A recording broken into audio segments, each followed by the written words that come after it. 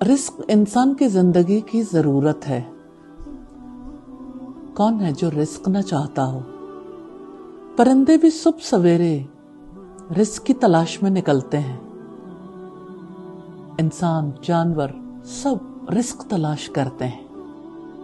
رزق کبھی تنگ کر دیا جاتا ہے، کبھی کشادہ کر دیا جاتا ہے. رزق اللہ تعالیٰ کی تقدیر سے ملتا ہے. جب رزق تنگ ہو جائے،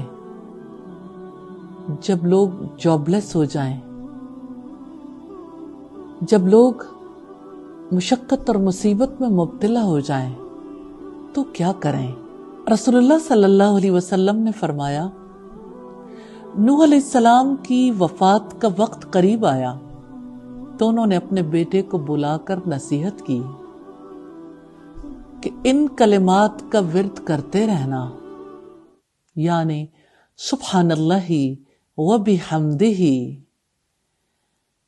یہ کلمات ہر چیز کی نماز ہیں. انہی سے مخلوق کو رزق دیا جاتا ہے. کتنا ہلکا ہے یہ کلمہ زبان پر، کتنا محبوب ہے رحمان کو، اور کتنا بھاری ہے میزان میں.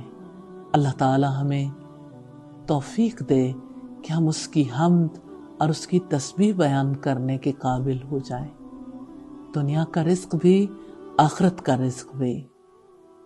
سمیٹ لیجئے سبحان اللہ و بحمدہ کہہ کر. اللہ تعالی ہمیں توفیق دے.